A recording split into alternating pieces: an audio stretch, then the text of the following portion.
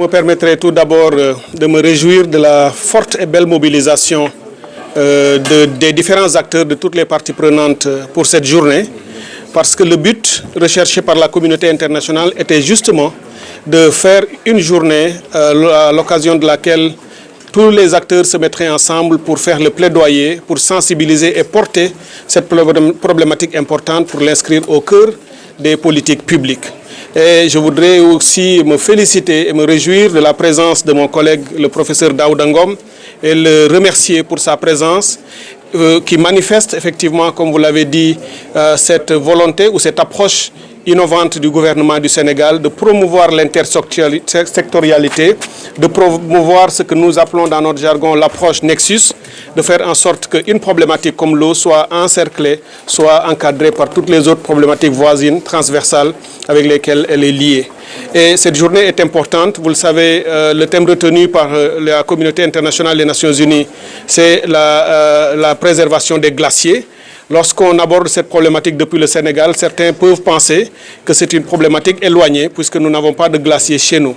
Mais bien entendu, ce serait une erreur ou une méconnaissance de la réalité de l'eau dans son cycle, mais également de son lien très fort avec les questions environnementales, en particulier le changement climatique. Certes, les glaciers sont loin de nous, mais leur fonte et leur perturbation impactent immédiatement les océans. Et nous savons que nous sommes un pays côtier avec plus de 700 km de côte. Et lorsque vous vous promenez sur nos côtes ici au Sénégal, vous vous rendez compte de ce qu'on appelle dans le jargon usagé l'avancée du niveau de la mer. La mer avance, nos habitations sont détruites, nos champs sont affectés, les espaces de vie sont affectés. La salinisation de nos terres rizicoles, agricoles de manière générale également est touchée, puisque l'avancée de la mer et de certains fleuves salés a un impact direct également sur nos modes de vie. Et c'est cette raison qui fonde notre engagement très fort à promouvoir toutes les problématiques liées à la question de l'eau et de l'environnement. Et c'est pour cette raison que la présence de mon collègue Daouda Ngom et le fait que nous présidions cette journée ensemble est la preuve manifeste de l'approche de notre gouvernement pour que l'eau soit en lien direct avec l'environnement, avec le social, avec l'économique, avec l'agriculture et avec le reste. Donc c'est une journée extrêmement importante que nous célébrons aujourd'hui, comme ça a été déjà le cas des années précédentes, et Inch'Allah ce sera le cas aussi pour d'autres années. Et à chaque fois il y aura un thème qui sera un thème marquant, pour peut-être spécifique à une partie du monde, mais qui aura forcément un lien avec les autres parties. Et aussi je voudrais en profiter pour, au nom du président de la République, du monsieur le Premier ministre et de tout le gouvernement, remercier tous les autres acteurs, puisque lorsqu'on célèbre la journée mondiale de l'eau, c'est aussi une occasion pour féliciter et remercier tous les acteurs qui se mobilisent au quotidien, aux côtés du ministère de l'Hydraulique et de l'Assainissement, aux côtés du ministère de l'Environnement et de tous les autres ministères, pour nous aider dans l'action, dans la gouvernance, dans la gestion de la ressource partagée. C'est aussi l'occasion, enfin, de remercier tous les pays voisins, parce que vous savez que la gestion de la ressource de l'eau au Sénégal est partagée avec d'autres pays, notamment dans nos organismes de bassin, pour créer les conditions d'un développement partagé, de la solidarité et de la coprospérité. Et c'est aussi ici l'occasion de se féliciter et de magnifier le rôle leader du Sénégal en Afrique et dans le monde en ce qui concerne l'hydrodiplomatie, puisque toutes ces problématiques sont liées et permettent à notre pays de se positionner et de se faire connaître, de faire partager ses expériences avec le reste du monde. Tey dafa di bésu bi ñuy célébrer maanaam dañuy fàttaliku wala di ràññee bés bi nga xam ni mooy journée mondiale de l'eau. Nations Unies ak àddina bi dañu tànn bés boo xam ni moom la ñu ni mooy bésu bi ñu jagleel ndox. Tey nag ñu def ko ci thème at mu ne dañu ciy jël benn thème boo xam ni waxtaan boo xam ne mu lañ koy tuddee ren nag dañu jël li ñuy wax les glaciers yi mooy li nga xam ni mooy yi am xëy na dëkku tubaab yi Canada wala ay Alaska mu mel ni lu ñu sori waaye lu ñu jege la ndaxte boo gisee li nga xam ni lëkkaloo la diggante alam bi ak wàllu ndox da ngay xam ni daanaka lépp benn la lu laal ci bii dafay dem ci beneen bi ndax li tax ma rafetlu taxawaay bi nga xam ni sama collègue le professeur Daouda Ngom am na ko daf di dañu gis ni lii ñuy célébrer tey ñoom ñaar yëpp dañoo daje jàppante di bu ci ne di am njeexital ci beneen bi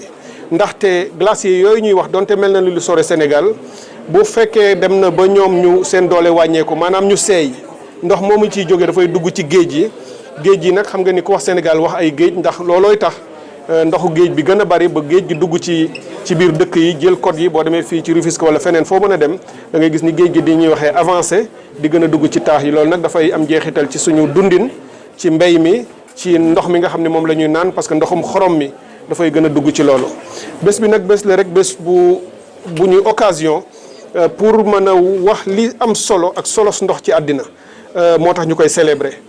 lu ñu tàmbali bu yàgg na nag depuis 1992 boobu ba tey ñoo ngi koy def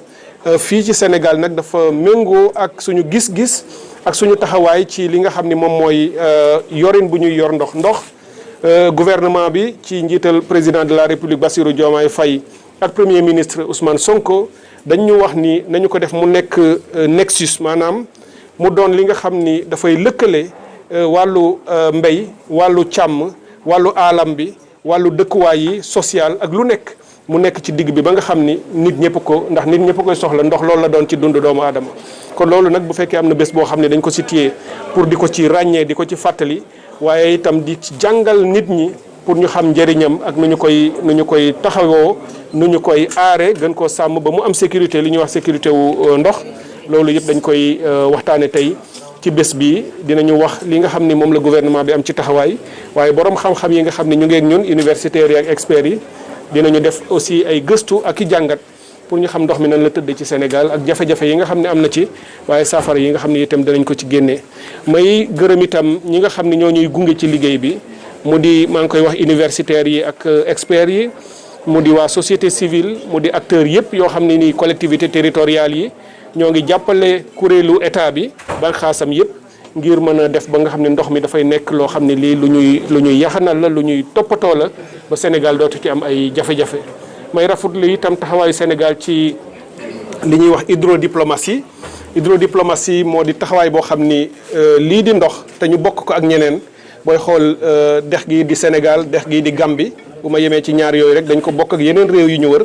ñoom ci nag taxawaay bu rafet boo xam ne àddina yëpp ràññee nañ ko ni kat Sénégal bokk na ci réew yi gën a ràññeeku gën a am taxawaay ci nu ñuy defee ba ndox dootul nekk luy indi coow wala di jaxase ay réew ba ñuy jotee waaye dafa leen di lëkkale nga xam ne dañuy fexe waxtaan ba mën koo bokk. loolu nag tax na ñu ràññee ñu